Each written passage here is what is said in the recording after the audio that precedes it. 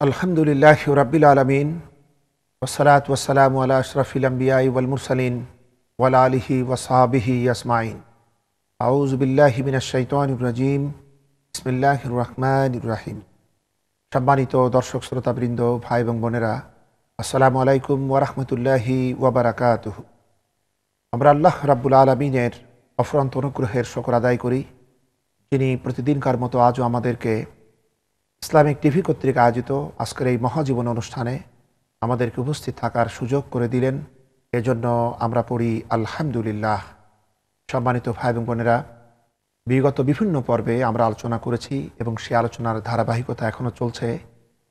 ইসলামের সুমহান খোলাফায়ে রাশিদিনের এই সুন্দরতম ব্যবস্থাপনা কিভাবে, কোন ভুলে, কোন ষড়যন্ত্রে ক্রমে ক্রমে রাজতন্ত্রের স্বৈরতান্ত্রিক ব্যবস্থাপনার মাঝে পর্যবসিত হয়ে পড়ল। সম্মানিত ভাই এবং বোনেরা, আমরা দোয়া করে নেই আল্লাহ রাব্বুল আলামিন যেন আমাদের মাঝে কোনো মতপার্থক্য সৃষ্টি না করেন, আমরা যাতে এই ঘটনা থেকে প্রকৃত শিক্ষা যাতে অর্জন করতে পারি। এজন্য আমরা এই অনুরোধ রাখছি যে আপনারা মেহেরবানি করে অত্যন্ত মনোযোগ সহকারে আমাদের এই আলোচনাগুলি শোনার জন্য সচেষ্ট হবেন। এবং কারণ আমরা ইসলামের অত্যন্ত জটিলতম অধ্যায় নিয়ে আলোচনা করছি, এবং আপনারা দোয়া করুন আল্লাহ রাব্বুল আলামিন যেন আমাদের থেকে প্রকৃত সত্য কথাই উচ্চারণ করার তৌফিক যেন আল্লাহ পাক দান করেন। আমরা সকলেই পড়ি আমিন।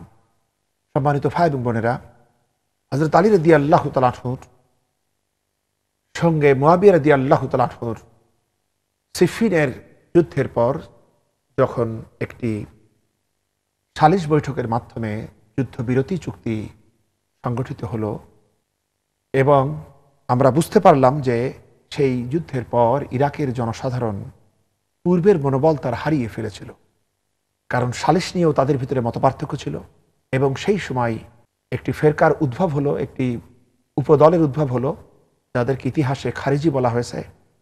কারণ একদিকে মুসলিম উম্মার মাঝে সর্বসম্মত কোনো সম্মানিত ব্যক্তিত্বের অভাব ছিল, যার কারণে উম্মতের সমাধান, উম্মতের বিভিন্ন প্রশ্নের জবাব এবং তাদের সমস্যার সমাধান যে যোগ্যতার সাথে, যে সুদৃঢ়তার সাথে দেওয়ার দরকার ছিল, সে অবস্থা দুঃখজনকভাবে ক্ষুণ্ণ হতে চলছিল। পারস্পরিক দ্বন্দ্বের কারণে তখন এই খারিজি সম্প্রদায়ের উদ্ভব হয়, এবং তারা এই সালিশ বৈঠককে ঘৃণা করেন, এবং তারা বলে যে ইনিল হুকমু ইল্লা লিল্লাহ, হুকুম চলবে কেবলমাত্র আল্লাহ পাকের, এখানে মানুষ কেন মাঝখানে? সুতরাং এই সালিশ আমরা মানি না। এই সালিশের চুক্তি করে হযরত আলী রাদিয়াল্লাহু তাআলা আনহু এবং মুয়াবিয়া রাদিয়াল্লাহু তাআলা আনহু দুজনেই শরীয়তের আইন লঙ্ঘন করেছেন। এই কথা তারা বলে আলী রাদিয়াল্লাহু তাআলা আনহুর বাহিনী থেকে বিশৃঙ্খলা সৃষ্টি করে তারা বেরিয়ে পড়ল, এবং তারা হযরত আলী রাদিয়াল্লাহু তাআলা আনহুর বিরুদ্ধে নানা রকম অপবাদ দিতে লাগলো যে তিনি কাফের হয়ে গিয়েছেন, তার তওবা করা দরকার। এরকম নানাবিধ কথাবার্তা তারা ছড়াতে লাগলো। হযরত আলী রাদিয়াল্লাহু তাআলা আনহু তাদের সাথে যোগাযোগ করলেন এবং তাদেরকে বোঝাতে চেষ্টা করলেন, এবং তিনি এই বললেন যে মুসলিম উম্মার মাঝে স্বামী এবং স্ত্রী এদের উভয়ের ভিতরে যখন মতপার্থক্য দেখা দেয়, মনোমালিন্য দেখা দেয়, তখন তাদের মিলমিশ করার জন্য আল্লাহ রাব্বুল আলামিন উভয় পক্ষ থেকে একজন একজন করে সালিশের প্রস্তাব আল্লাহ পাকই দিয়েছেন। সুতরাং এই উম্মাতে মুসলিমার মাঝে মাত্র একজন নারী এবং একজন পুরুষ, এদের মাঝে মনোমালিন্য বা মতপার্থক্য হলে যদি দুপক্ষের দুইজন ব্যক্তিকে সালিশ মনোনয়নের অধিকার কোরআন দিয়ে থাকে, তাহলে স্বামী স্ত্রীর তুলনায় মুসলিম উম্মার সমস্যা কি কোনো অংশে সামান্য, যে জন্য সালিশ নিয়োগ করলে এটা কোরআন বিরোধী হবে? সম্মানিত ভাই এবং বোনেরা, কখনো তারা বুঝতে পারলো, কখনো বুঝলো না, নানা রকমভাবে তারা বিভ্রান্তি সৃষ্টি করতে লাগলো। সম্মানিত সাহাবীদেরকে তারা হত্যা করতে থাকলো, তাদের স্ত্রী, তাদের সন্তানদেরকে তারা হত্যা করতে থাকলো, এবং কোরআন থেকে বিভিন্ন অপব্যাখ্যার দলিল তারা পেশ করতে লাগলো। এভাবে তারা বিভ্রান্তি সৃষ্টি করতে লাগলো, যার কারণে হযরত আলী রাদিয়াল্লাহু তাআলা আনহুর বাহিনীতে শক্তির পরিমাণ কমতে লাগলো, এবং তিনি অবশেষে শাম প্রদেশের দিকে অগ্রসর হওয়ার পরিবর্তে খারিজি বিদ্রোহ দমনে ব্যস্ত হয়ে পড়লেন। এটা ছিল তার রাজত্বের আভ্যন্তরীণ সমস্যা। সুতরাং একদিকে তিনি আভ্যন্তরীণ সমস্যা বিদূরিত করবেন, অন্যদিকে বাইরের দেশের সঙ্গে যুদ্ধ করবেন, তা কিভাবে সম্ভব হতো? সেটা সম্ভবপর ছিল না। এটা ছিল তার জন্য এক প্রবল মাথা ব্যথার কারণ। এছাড়া মুয়াবিয়া রাদিয়াল্লাহু তাআলা আনহু এবং তার পার্শ্বচর হযরত আমর ইবনুল আস রাদিয়াল্লাহু তাআলা আনহু, তারা উভয়ই এমন কৌশল অবলম্বন করে যে পরিণামে হযরত আলী রাদিয়াল্লাহু তাআলা আনহুর হাত থেকে মিশর এবং উত্তর আফ্রিকার অধিকাংশ অঞ্চল হাতছাড়া হয়ে যায় এবং মুসলিম জাহান কার্যত দুটি সংঘর্ষশীল দেশে পরিণত হয়। এবং অবস্থা এমন দাঁড়ায়, ওদিকে খারিজিরা তাদের দমনের প্রতিশোধ নেওয়ার জন্য তারা একটি লিস্ট করে। সেখানে তারা চিন্তা করে যে মুসলিম উম্মার অশান্তির জন্য 3 ব্যক্তি দায়ী। একজন হচ্ছে হযরত আলী রাদিয়াল্লাহু তাআলা আনহু, অপর দুজন হচ্ছে হযরত মুআবিয়া রাদিয়াল্লাহু তাআলা আনহু আর আমর ইবনুল আস রাদিয়াল্লাহু তাআলা আনহু। তারা তখন চিন্তা করলো, এই 3 জনকে যদি পৃথিবী থেকে বিদায় করে দেওয়া হয় তাহলে উম্মাতের সমস্যার সমাধান হয়ে যাবে। এরপরে তারাই চিন্তা করে তারা 3 ব্যক্তিকে হত্যা করার জন্য ব্যক্তি মনোনয়ন করে এবং একই সময়ে তারা এই 3 জনকে হত্যার সিদ্ধান্ত নেয়। সিদ্ধান্ত মোতাবেক তাদের দলভুক্ত হত্যাকারীরা এদের সন্ধানে চলে যায় এবং সেই সময় নির্ধারিত হয় ফজরের ওয়াক্তে, যখন তারা মসজিদে আসবেন তখন তাদেরকে হত্যা করা হবে। সৌভাগ্যবশত হযরতে মুআবিয়া রাদিয়াল্লাহু তাআলা আনহু এবং আমর ইবনুল আস হত্যাকারীদের হাত থেকে নিজেদের জীবনকে রক্ষা করতে সক্ষম হন। ওই দিন ফজরের ওয়াক্তে অসুস্থতার কারণে আমর ইবনুল আস রাদিয়াল্লাহু তাআলা আনহু মসজিদে আসেন নাই। তার পরিবর্তে তার এক বাহিনীর প্রধানকে তিনি পাঠিয়েছিলেন। তারা তাকেই আমর ইবনুল আস মনে করে তাকে শহীদ করে ফেলে এবং হযরতে মুআবিয়া রাদিয়াল্লাহু তাআলা আনহু তার উপর আক্রমণ চালানো হয়, কিন্তু সেই আক্রমণে তিনি রক্ষা পেয়ে যান। এরপরে হযরত আলী রাদিয়াল্লাহু তাআলা আনহু এই রাতে তিনি হুজুরে পাক সাল্লাল্লাহু আলাইহি ওয়াসাল্লামকে স্বপ্নে দেখেছিলেন। হুজুর সাল্লাল্লাহু আলাইহি ওয়াসাল্লামের কাছে তার এই অশান্তি, রাজ্যের এই বিশৃঙ্খলা, তার উম্মতেরা তাকে কিভাবে কষ্ট দিচ্ছে, এই অভিযোগ তিনি দিয়েছিলেন। হুজুরে পাক সাল্লাল্লাহু আলাইহি ওয়াসাল্লাম তাকে এই সমস্যা থেকে বাঁচার জন্য আল্লাহর কাছে প্রার্থনা করতে বলেছিলেন। হযরত আলী রাদিয়াল্লাহু তাআলা আনহু এর পর তিনি যখন কুফার জামে মসজিদে ফজরের ওয়াক্তে নামাজ আদায়ের জন্য অগ্রসর হন, তখন নামাজরত অবস্থায় ইসলামের এই সাদাসিধা, বিচক্ষণ, দূরদর্শী, সম্মানিত মহত্বের অধিকারী এবং সর্বোচ্চ বীরত্বের অধিকারী এই সুমহান খলিফাকে সেই ব্যক্তি এখানে চরম আঘাত করে এবং এই আঘাতে তিনি আহত হন। এই অবস্থায় তিনি নামাজ শেষ করেন। এরপরে তিনি হত্যাকারীকে গ্রেপ্তার করা হয়। আলী রাদিয়াল্লাহু তাআলা আনহু হত্যাকারীকে দেখার পর তিনি দেখলেন যারা তাকে গ্রেপ্তার করেছে তার 2টি হাত পিছমোড়া করে কঠিনভাবে বাঁধা হয়েছে। তিনি তখন বলেন, এর হাতের বন্ধনকে ঢিল করে দাও। এবং তিনি তাদেরকে বললেন যে আমি যদি বেঁচে থাকি তাহলে আমি হয় একে ক্ষমা করব কিংবা তাকে শাস্তি দেব, যেটাই হোক সে ফয়সালা আমি করব। আর আমি যদি দুনিয়া থেকে বিদায় হয়ে যাই তবে তোমরা তাকে কষ্ট দেবে না, বরং স্বাভাবিকভাবেই শরীয়তের সম্মতভাবেই তাকে সহজভাবেই তাকে তোমরা হত্যা করো এবং তাকে বিশ্রামের জন্য ভালো নরম বিছানা দাও এবং তাকে ভালো খাবার দাও। সম্মানিত ভাই এবং বোনেরা, হযরত আলী রাদিয়াল্লাহু তাআলা আনহু তার জীবনের শুরুতে হুজুরে পাক সাল্লাল্লাহু আলাইহি ওয়াসাল্লাম থেকে যে মহত্ব, যে মানবিকতার শিক্ষা গ্রহণ করেছিলেন, তার জীবনের শেষ মুহূর্ত পর্যন্ত তিনি সেই ব্যবস্থার উপরে তিনি অটল এবং অবিচল ছিলেন। এরপরে হযরত আলী রাদিয়াল্লাহু তাআলা আনহু এই আঘাতেই তিনি শাহাদাত বরণ করেন। তিনি দুনিয়া থেকে বিদায় হয়ে যান।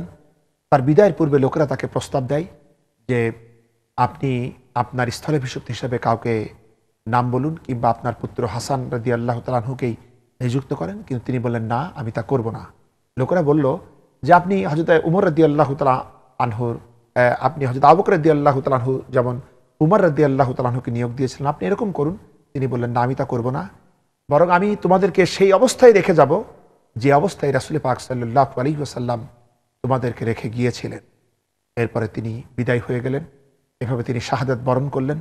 শাহাদাতের সুমহান মৃত্যুকে তিনি আলিঙ্গন করলেন। সম্মানিত ভাই এবং বোনেরা, এরপরে লোকেরা হযরতে হাসান রাদিয়াল্লাহু তাআলা আনহুর হাতে খেলাফতের দায়িত্ব দিলেন, কিন্তু হযরতে মুআবিয়া রাদিয়াল্লাহু তাআলা আনহুর উপর জোরপূরি আক্রমণ, নানা রকমের অপকৌশল, চক্রান্ত, ষড়যন্ত্র, এগুলো দেখে তিনি আহত হলেন, ব্যথিত হলেন এবং তিনি শান্তিপূর্ণভাবে মুআবিয়া রাদিয়াল্লাহু তাআলা আনহুর হাতে খেলাফতের এই ক্ষমতা তার হাতে তিনি অর্পণ করলেন। এরপর এই অর্পণের মাধ্যমে ইসলামী খেলাফত রাজতন্ত্রে পরিণত হলো এবং এরপর যে পরিস্থিতির উদ্ভব হলো সেই পরিস্থিতি দেখে আমরা ইতিপূর্বেকার কোনো এক পর্বে আমরা আপনাদের সামনে বলেছিলাম যে খেলাফতে রাশিদিনের এই সুন্দর ব্যবস্থাপনার পতনের জন্য তিনটি মহা ফাটল সৃষ্টি হয়েছিল।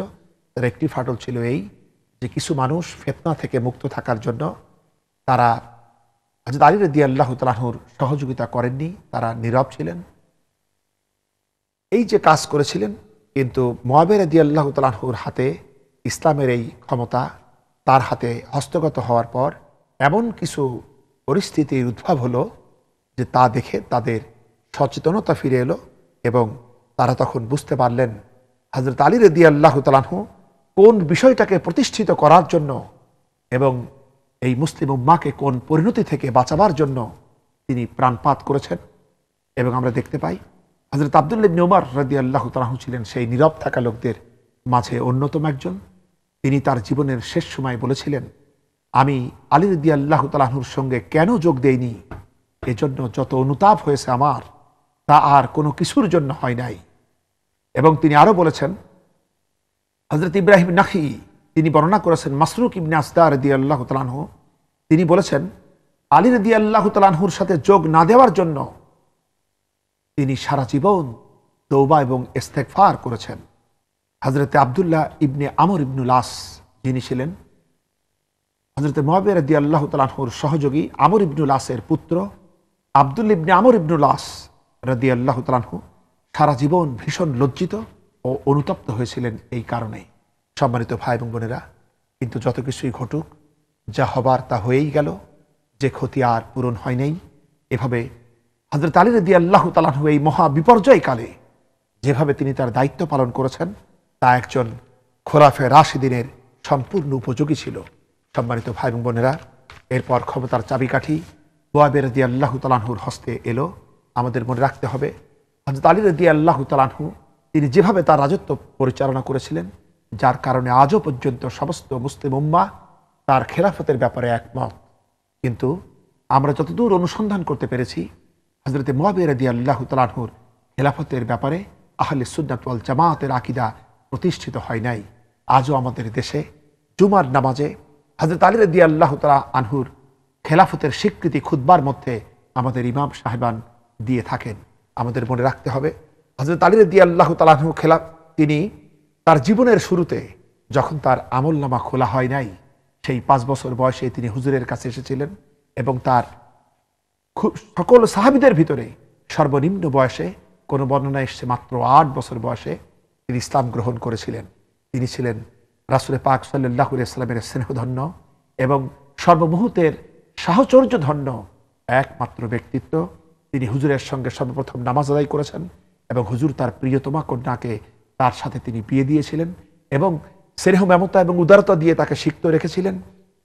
এবং আলী রাদিয়াল্লাহু তাআলা আনহু হুজুর সাল্লাল্লাহু আলাইহি ওয়াসাল্লামকে এত মহব্বত করেছিলেন, হুজুরের বিদায়কালে আমাদের মনে থাকার কথা যে তিনি হুজুরের চাদরের নিচে নিজের জীবনকে আশঙ্কাজনকভাবে বিপন্ন করে তিনি দিয়েছিলেন, তবু তিনি খুশি মুখে হাসি মুখে এটা রাজি হয়েছিলেন।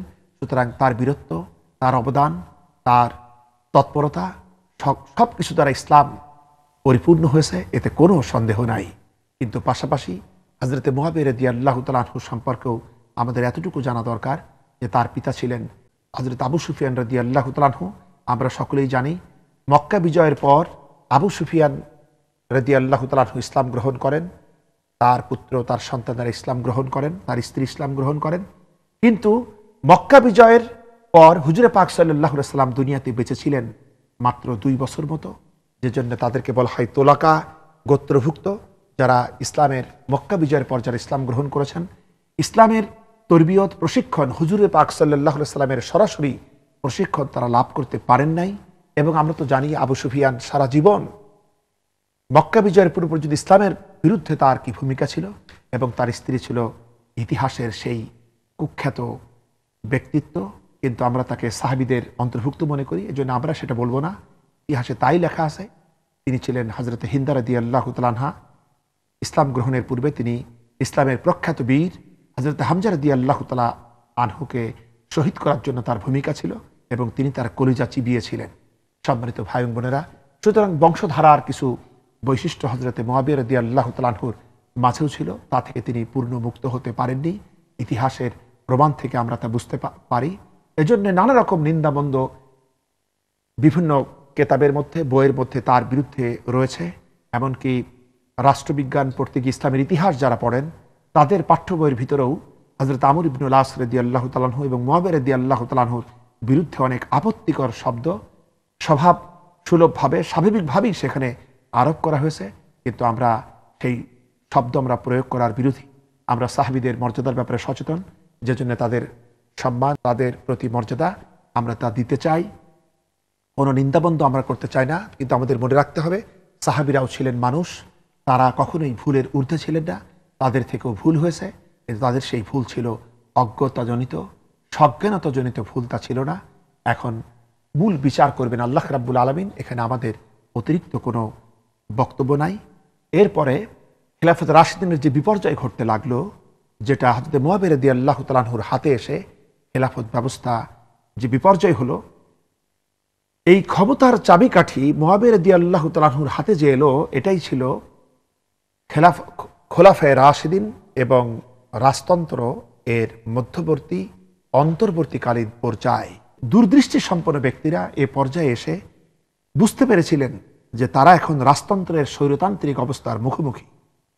তাই আমরা দেখতে পাই প্রখ্যাত সাহাবী যিনি ছিলেন আশরায়ে মুবাশশারার অন্তর্ভুক্ত হযরত সাদ বিন আবি ওয়াক্কাস রাদিয়াল্লাহু তাআলা আনহু, তিনি যখন মুআবিয়া রাদিয়াল্লাহু তাআলা আনহুর সাথে সাক্ষাৎ করতে গিয়েছিলেন, সাক্ষাৎ করতে গিয়ে তিনি তাকে সালাম করেছিলেন এই বলে যে, রাজা আপনাকে সালাম। তিনি যখন এভাবে তাকে সালাম দিলেন, তখন মুআবিয়া রাদিয়াল্লাহু তাআলা আনহু বললেন যে, আপনি যদি আমাকে আমিরুল মুমিনিন বলতেন তাতে কি কোনো অসুবিধা ছিল?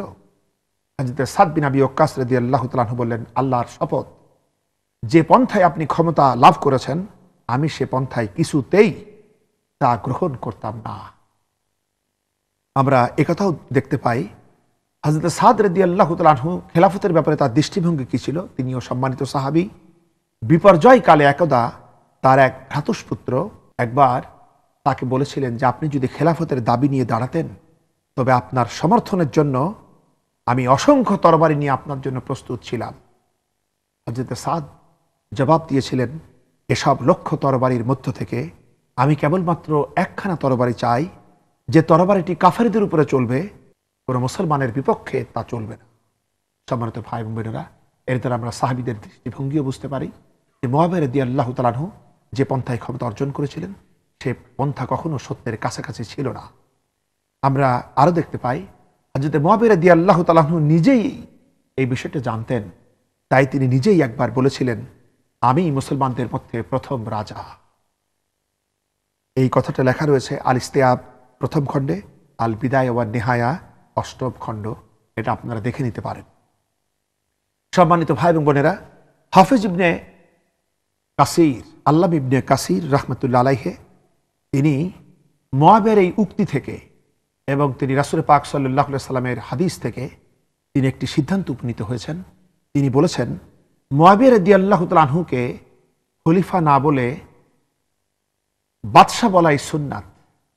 কারণ মহানবী সাল্লাল্লাহু আলাইহি সাল্লামের ভবিষ্যৎবাণী ছিল এই, হুজুর সাল্লাল্লাহু আলাইহি সাল্লাম বলেছেন, আমার পর খেলাফত ৩০ বছর থাকবে, অতঃপর বাদশাহীর আগমন ঘটবে। হিজরি ৪১ সনে রবিউল আউয়াল মাসে হযরতে মুআবিয়া রাদিয়াল্লাহু তাআলা আনহুর পক্ষে হযরতে হাসান রাদিয়াল্লাহু তাআলা আনহার খেলাফত ত্যাগের মাধ্যমে এই ৩০ বছর মেয়াদকাল পূর্ণ হয়ে গেল। এখন খেলাফত আলা মিনহাজিন নবুওয়াত, মহানবীর প্রদর্শিত পথে খেলাফত বহাল করার জন্য কেবলমাত্র একটি পন্থাই অবশিষ্ট ছিল, সেটা ছিল এই, মুআবিয়া রাদিয়াল্লাহু তাআলা আনহু যদি একটি কাজ করতেন তা হচ্ছে এই, তিনি তার অবর্তমানে কাউকে তার স্থলাভিষিক্ত হিসাবে নির্বাচিত করার দায়িত্ব যদি তিনি মুসলমানদেরকে দিতেন তাদের পারস্পরিক পরামর্শের ভিত্তিতে, তাহলে পুনরায় খেলাফত আবার প্রতিষ্ঠিত হতে পারত। অথবা তিনি যদি আরো একটি কাজ করতেন, যে মুসলমানদের ভিতরে তার অবর্তমানে কোনো বিরোধ হয় কিনা এই আশঙ্কায় তিনি যদি তার জীবদ্দশায় তার স্থলাভিষিক্তর ব্যাপারে তিনি যদি উম্মাতের সৎ এবং যোগ্যতা সম্পন্ন ব্যক্তিদেরকে একত্রিত করে হযরত উমর ফারুক রাদিয়াল্লাহু তাআলা আনহুর মতো তিনি যদি একটি নির্বাচিত শূরা গঠন করে তাদেরকে দায়িত্ব দিতেন, তবুও এই সুমহান খেলাফতের ব্যবস্থা কায়েম হতে পারত। কিন্তু দুর্ভাগ্যজনক দুঃখজনক সত্য হচ্ছে এই, তিনি তার আপন পুত্র ইয়াজিদের সপক্ষে ভয় ভীতি এবং লোভ লালসা দেখিয়ে বায়াত গ্রহণ করে তিনি এই সম্ভাবনাকে চিরতরে খতম করে দিলেন। সম্মানিত ভাই এবং বোনেরা, এরপরে তার হাতে রাজতন্ত্রের সূত্রপাত হলো। খেলাফতের সুমহান ব্যবস্থাপনা একে একে নষ্ট হতে থাকলো। ইতিহাসের সাক্ষী আমরা, ইতিহাস থেকে এটা জানতে পারি। আমরা তো আর চোখে দেখি নাই, কিন্তু ইতিহাসের পাতায় এই কথাগুলি উজ্জ্বলতর হিসাবে দৃশ্যমান হয়ে রয়েছে। সম্মানিত ভাই এবং বোনেরা, এরপরে তিনি দীর্ঘকাল যাবৎ তার এই রাজতান্ত্রিক ব্যবস্থার মাধ্যমে তিনি রাষ্ট্র পরিচালনা করতে থাকলেন। অনেক দেশ বিজিত হলো, মুসলমানদের মধ্যে শৃঙ্খলা বিধান হলো, এরকম মানুষের কল্যাণকর বহু কাজই হলো। কিন্তু ক্ষতি যেটা হলো সেটা হচ্ছে দিন ইসলামের। সম্মানিত ভাই এবং বোনেরা, এরপরে তিনি যখন বার্ধক্যে উপনীত হলেন, তখন তিনি বুঝতে পারলেন তার একজন স্থলাভিষিক্ত তৈরি করতে হবে। তখন তিনি যে কাজ করেছিলেন তা ছিল এই, তিনি বিভিন্ন অঞ্চলের প্রতিনিধিদেরকে তলব করলেন এবং তাদের সামনে বিষয়টি উত্থাপন করলেন। জবাবে লোকেরা তার তোষামদমূলক বক্তব্য রাখতে থাকলো, কারণ এছাড়া রাজতন্ত্রের কোনো উপায়ও ছিল না। জনগণের বাক স্বাধীনতা, জনগণ যেটা খেলাফতে লাভ করেছিল, হযরত উমর রাদিয়াল্লাহু তাআলা আনহুর মতো এত পরাক্রমশালী রাষ্ট্রনায়ক, তার সামনেও জনগণ তাদের গণতান্ত্রিক চেতনা নিয়েই তারা সাহস নিয়ে কথা বলতে পারতেন। কিন্তু সেই ব্যবস্থাপনা যখন খতম হলো, তখন এক শ্রেণীর মুসাহেব লোকদের আবির্ভাব হলো। মুসলমানদের চিন্তা চেতনা থেকে দুঃসাহসিকতা পরাভূত হলো, যার কারণে হযরত মুআবিয়া রাদিয়াল্লাহু তাআলা আনহু যাদের কাছেই ইয়াজিদের ব্যাপারে পরামর্শ নিতে থাকলেন, বেশিরভাগ মানুষ তোষামদপূর্ণ জবাবই দিতে থাকলো। তিনি লক্ষ্য করলেন সেই তোষামদীদের ভিড়ে এক ব্যক্তি বসে আছেন, যার নাম ছিল আহনাফ ইবনে কায়েস। তিনি ছিলেন নীরব। মুআবিয়া রাদিয়াল্লাহু তাআলা আনহু তখন তাকে প্রশ্ন করলেন, এ ব্যাপারে আপনার বক্তব্য কি? হে আবু বাহার, আপনার মত কি? তখন তিনি বললেন যে, আমিরুল মুমিনিন, সত্য বললে আপনার ভয়, মিথ্যা বললে আল্লাহর ভয়। আমিরুল মুমিনিন, আপনি ইয়াজিদের দিন রাত্রির চলাফেরা, উঠা বসা, তার ভিতর বাহির সব কিছু সম্পর্কে ভালোভাবেই তো জানেন। আল্লাহ এবং এ উম্মতের জন্য যদি সত্যিই আপনি তাকে পছন্দ করে থাকেন, তাহলে এই ব্যাপারে আপনার কারো পরামর্শ নেওয়ার দরকার নাই। আর যদি তাকে উম্মতের জন্য বিপরীত মনে করেন, তাহলে আখিরাতের পথে পাড়ি দেবার পূর্বেই আপনি মুসলমানদের দায়িত্বভার তার হাতে দিয়ে যাবেন না। আর বাকি রইল আমাদের ব্যাপার। আমাদের তো দায়িত্ব উপর থেকে যে নির্দেশ আসে তা শোনা এবং মানা, এটাই তো আমাদের দায়িত্ব। সম্মানিত ভাই বোনেরা, এর মাধ্যমে আমরা বুঝতে পারি উম্মতের কণ্ঠরোধ করা কিভাবে চলছিল। দুঃসাহসী ইমানদার বুজদিল মুমিনেরাই শুধুমাত্র কথা বলতে পারতেন, কিন্তু সামগ্রিকভাবে বিপর্যয়ের ধারা শুরু হলো।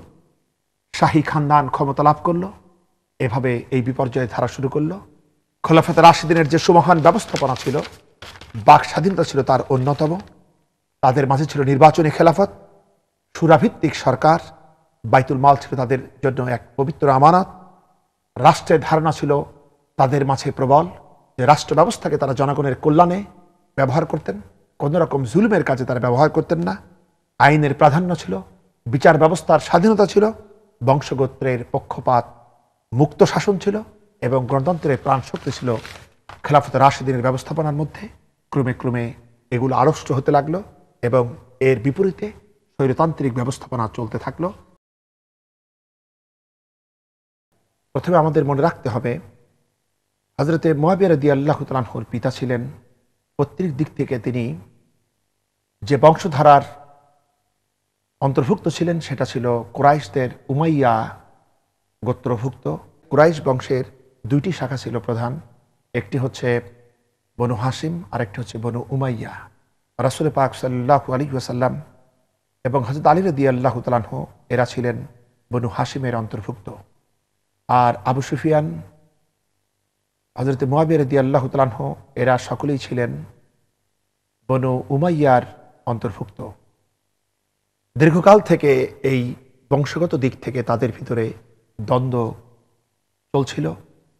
শিক্ষা দীক্ষায়, যুদ্ধবিগ্রহে, যোগ্যতায়, দক্ষতায়, সব দিক থেকেই ব্যবসা বাণিজ্যে তাদের ভিতরে সবসময় একটি প্রতিযোগিতার ভাব পরিলক্ষিত হতো। কিন্তু হুজুরে পাক সাল্লাল্লাহু আলাইহি ওয়াসাল্লাম যখন নবুয়ত লাভ করলেন, তখন তারা হতাশ হয়ে গেল যে এখন নবুয়তের যোগ্যতা তো অর্জন করা উমাইয়াদের পক্ষে সম্ভব নয়। সুতরাং এ সমস্ত কারণে হুজুরে পাক সাল্লাল্লাহু আলাইহি ওয়াসাল্লামের নবুয়তের মিশনকে ক্ষতিগ্রস্ত করার জন্য তারা প্রথম থেকেই নেতৃত্বের ভূমিকা পালন করে আসত। অবশেষে হুজুরে পাক সাল্লাল্লাহু আলাইহি ওয়াসাল্লামের নেতৃত্বে মক্কা বিজয় যখন হলো, তখন আবু সুফিয়ান তার গোটা পরিবার নিয়ে ইসলামে প্রবেশ করে। সম্মানিত ভাই বোনেরা, যাই হোক, হযরত মুআবিয়া রাদিয়াল্লাহু তাআলা আনহু তার পুত্র ইয়াজিদ সম্পর্কে বিশ্ববাসী কোনো ভালো ধারণা পোষণ করেন না এবং তা করার কথাও নয়।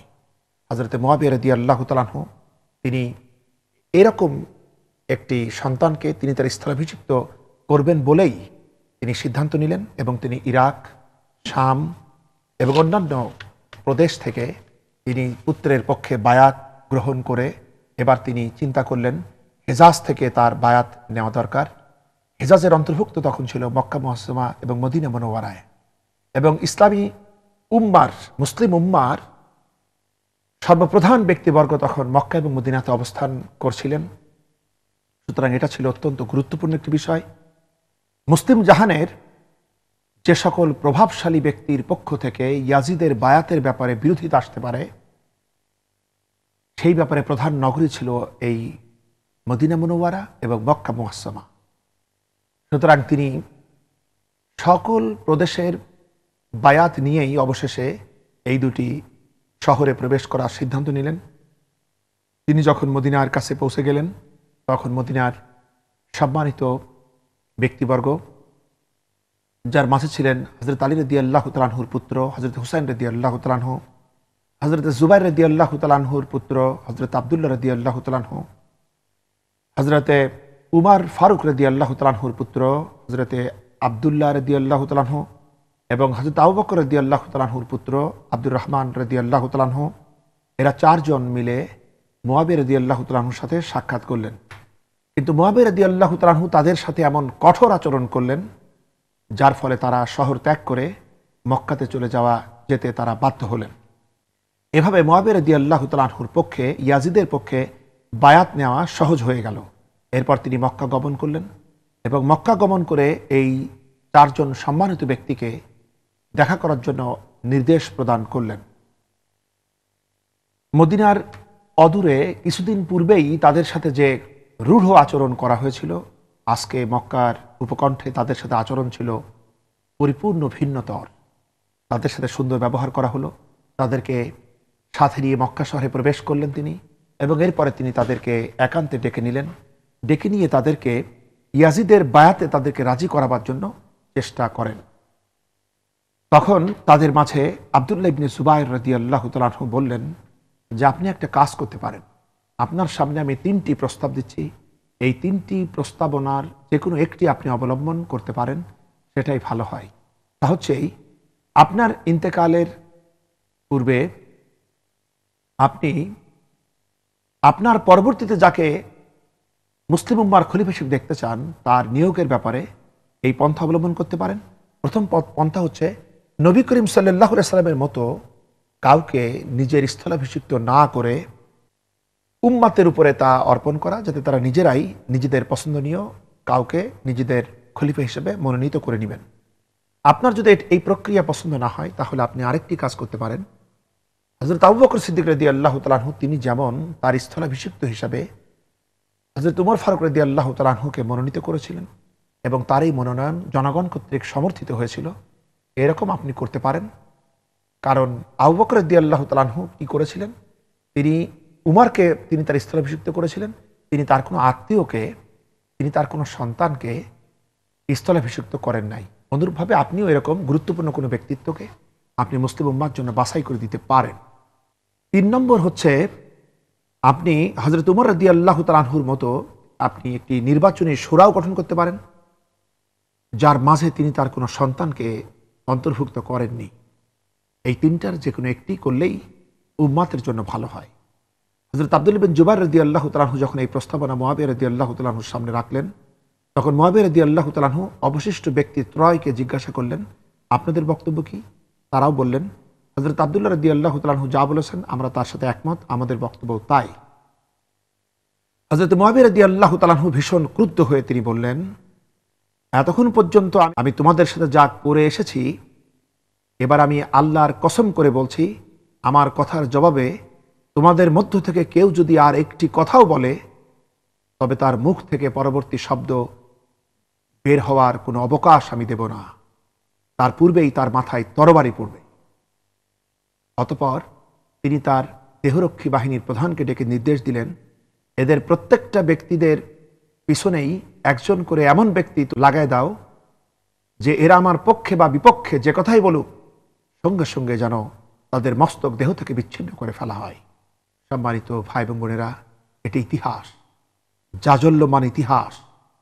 এটাকে গোপন করার কোনো সুযোগ কারো নাই। সম্মানিত ভাই এবং বোনেরা, এরপর তার দেহরক্ষী বাহিনীর প্রধান তাই করলেন এবং তিনি তাদেরকে সাথে নিয়ে মক্কা শরীফে প্রবেশ করে মসজিদে ঢুকলেন এবং তিনি মুসলমানদেরকে ডেকে বললেন যে এরা হচ্ছে মুসলমানদের মধ্যে সর্বপ্রধান ব্যক্তি, সব থেকে সম্মানিত ব্যক্তি। এদের পরামর্শ ছাড়া তো কোনো কাজই করা যায় না। এরাই ইয়াজিদের স্থলাভিষিক্ত হওয়ার ব্যাপারে বায়াত গ্রহণ করেছে। অতএব তোমরাও তাদের অনুসরণ করে বায়াত নাও। হযরত মুআবিয়া রাদিয়াল্লাহু তাআলা আনহু যখন জনগণের সামনে এই চার সম্মানিত ব্যক্তিকে দেখিয়ে এরকম কথা বললেন, লোকরা তা বিশ্বাস করল এবং মক্কাবাসীরা ইয়াজিদের বায়াতকে গ্রহণ করে নিল। এমনি করে খেলাফতে রাশেদার এই সুন্দরতম ব্যবস্থার চূড়ান্ত পরিসমাপ্তি ঘটল। অবশেষে খেলাফতের স্থান দখল করল রাজকীয় বংশধারা। এরপর থেকে আজ পর্যন্ত মুসলিম উম্মার ভাগ্যাকাশে খেলাফতের এই সুন্দরতম সুব্যবস্থাপনা আর আসেনি।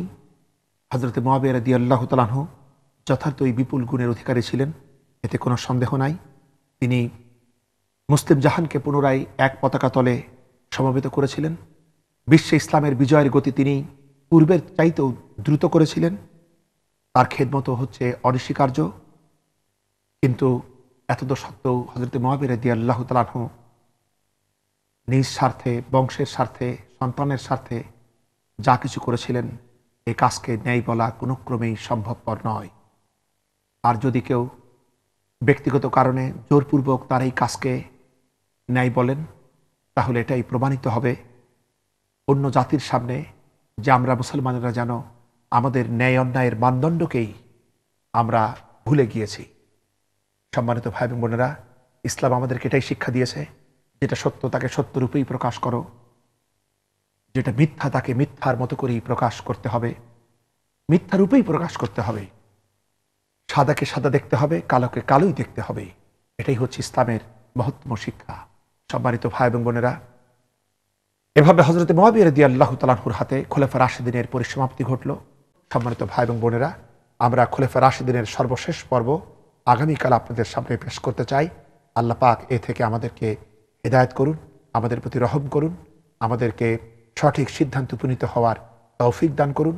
আমাদের দায়িত্ববোধ, সত্যের উপরে আমাদের চেতনা প্রবল হোক, আমরা এই কামনা করে আজকের এই আলোচনা এখানেই শেষ করছি। আখিরি দাওয়ানা আলহামদুলিল্লাহি রাব্বিল আলামিন। আসসালামু আলাইকুম ওয়া রাহমাতুল্লাহি ওয়া বারাকাতুহু।